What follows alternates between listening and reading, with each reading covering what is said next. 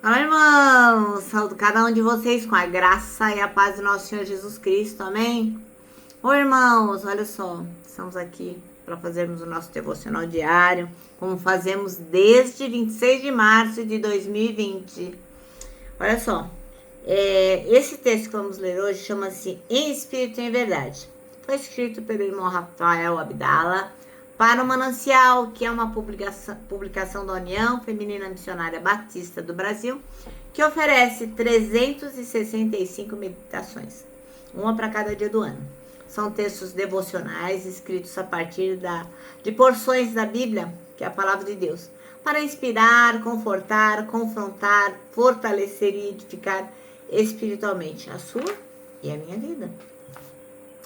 São gotas de esperança que promovem transformação e crescimento. Vocês sabem, eu não escrevi o texto, foi o irmão Rafael Abdala. O que eu vou fazer então? Vou ler com vocês e contar aquilo que eu entendi. Quero pedir que, se possível, se inscrevam no canal, façam um comentário, acionem o sininho, enfim. Vamos dar vida a esse canal, de forma que a palavra de Deus possa ser divulgada, que ela possa passar para outras pessoas, né? Na verdade, a gente tem mais de 300 pessoas aqui inscritas, mas visualizações são poucas, às vezes 15, 20, não são muitas. Mas eu me comprometi com o Senhor que se houver uma pessoa, uma única pessoa que assista esse devocional, eu vou continuar gravando, tá bom? Bom, então o nosso texto de hoje é João 4, de 1 a 30, então você deixa já a sua Bíblia preparada, que o texto não é pequeno, mas vale a pena, né? Como sempre, a palavra de Deus sempre vale a pena ser lida.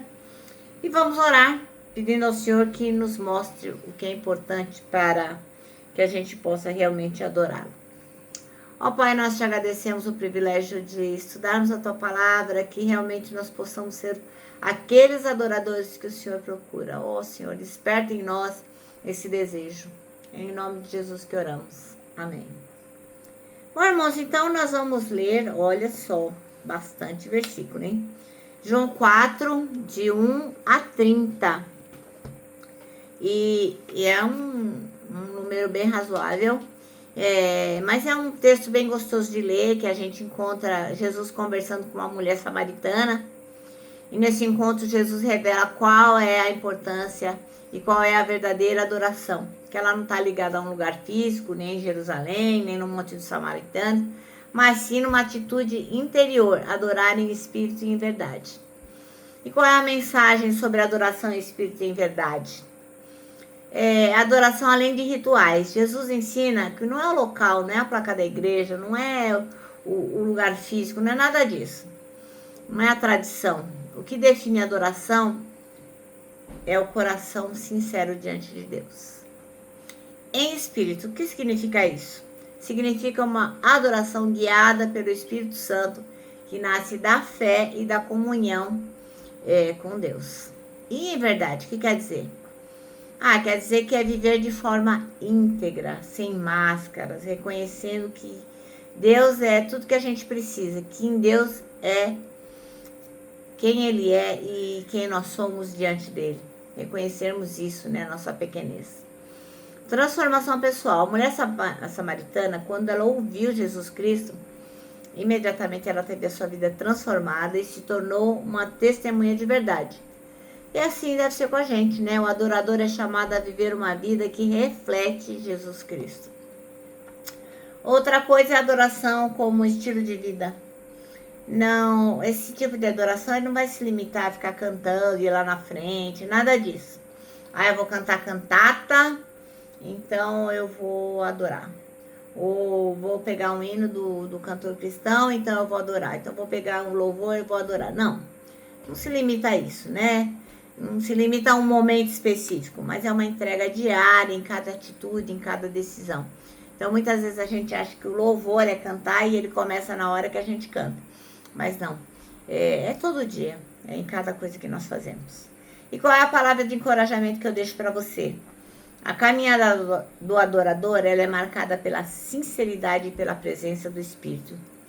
Neste novo tempo, que a vida seja um altar vivo, onde cada gesto e palavra sejam a expressão da adoração em espírito e em verdade.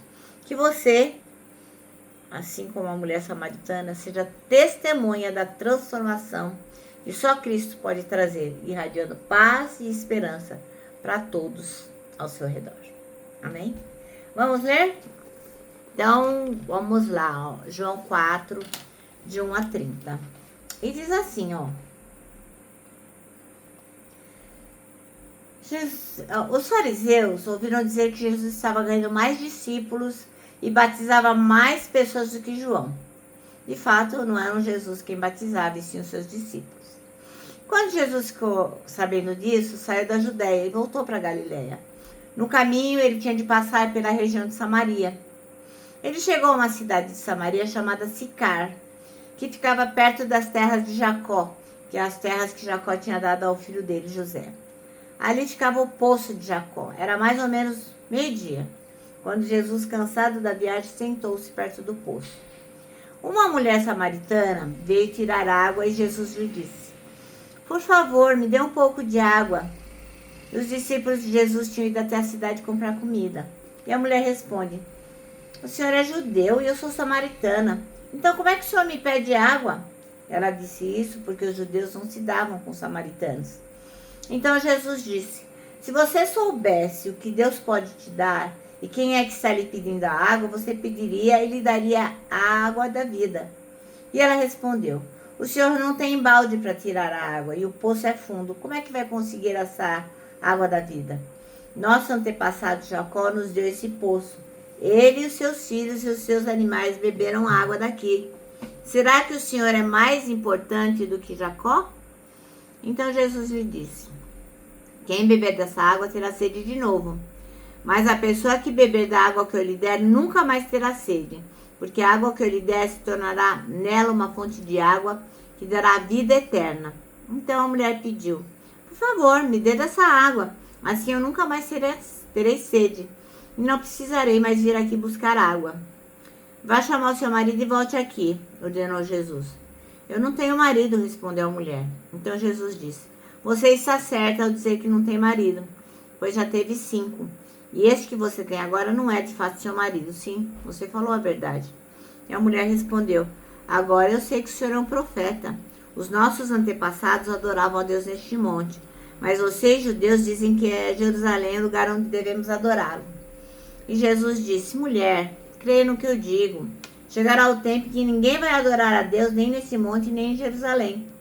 Vocês, samaritanos, não sabem o que adoram, mas nós sabemos o que adoramos e porque a salvação vem dos judeus. Mas virá o tempo, e de fato já chegou, em que os verdadeiros adoradores vão adorar o Pai em espírito e em verdade, pois são esses que o Pai quer que o adorem. Deus é espírito, e por isso os que o adoram devem adorá-lo em espírito e em verdade." E a mulher respondeu: "Eu sei que o Messias chamado Cristo tem de vir, e quando ele vier, vai explicar tudo para nós."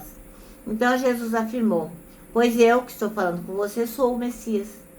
Naquele momento chegaram seus discípulos e ficaram admirados, pois ele estava conversando com uma mulher. Mas nenhum deles perguntou à mulher o que ela queria. E também não perguntaram a Jesus por que motivo ele estava falando com ela. Em seguida, a mulher deixou ali o seu pote, voltou até a cidade e disse a todas as pessoas: "Venham ver o homem que disse tudo o que eu tenho feito. Será que ele é o Messias?" Muitas pessoas saíram da cidade e foram para o lugar onde Jesus estava. Amém? Bom, então o nosso texto chama-se Em Espírito e em Verdade. O versículo é o 24, que diz: "Deus é Espírito, e é necessário que os seus adoradores o adorem em Espírito e em verdade." Bom, então, havia entre Jesus e a mulher samaritana várias barreiras, tanto no aspecto cultural quanto no social e religioso. E, puxa vida, Jesus é maravilhoso mesmo. Quando ele encontra a mulher samaritana, ele quebra todos os obstáculos. Para quê? Para que a mulher seja resgatada, para que haja salvação. O famoso encontro junto ao poço, em que essa mulher samaritana buscava água, ele nos dá várias lições. E a principal delas, na minha opinião, é sobre a verdadeira adoração. Adoração não é restrita a lugares, como a gente vê lá no versículo 21, né? Diz assim, ó. Mulher, creia que eu digo, chegará o tempo em que ninguém vai adorar a Deus nem neste monte, nem em Jerusalém. O que tem de sagrado não é o ambiente, mas a disposição da vida do adorador. Não é onde eu estou, nem como eu estou e a quem eu adoro. A adoração não é ignorante. Versículo 22 diz assim, ó. Vocês, samaritanos, não sabem o que adoram, mas nós sabemos o que adoramos, porque a salvação vem dos judeus. Os samaritanos, eles adoravam o que eles não conheciam. E nós adoramos o que conhecemos. Jesus Cristo é a verdade e sabemos em quem temos crido. A adoração é em espírito e em verdade, como está no versículo 24. Deus é espírito e por isso os que o adoram devem adorá-lo em espírito e em verdade. Deus é espírito. Nós o adoramos de todo o coração, com sinceridade e intensidade. O grau de comprometimento da vida, da autenticidade, da entrega, testifica a verdade do adorador. O que nos credencia é o que o Senhor verifica dentro de nós por meio da graça. Então, repetindo, né? Primeiro ele olha quem vai adorar, depois ele aceita a adoração. Nosso manancial termina assim, ó. O grau de comprometimento da vida e da autenticidade da entrega testifica a verdade do adorador. Amém? Bom, então eu vou terminar deixando aqui meu abraço diário de urso, ó. Lembrando que para nós que sabemos que temos que adorar em espírito e em verdade, para nós o abraço dá muito certo. Temos que adorar as pessoas, temos que abraçar as pessoas. Adorar ao Senhor e abraçar as pessoas. Bom, eu vou deixar o versículo de hoje, que é o 1 Coríntios 3,16, que diz: somos o templo onde o Espírito Santo habita, se move e manifesta a glória de Deus. E agora eu vou me despedir com uma frase de Augusto Nicodemos, que diz o seguinte: arrependimento não é quando você chora, é quando você muda.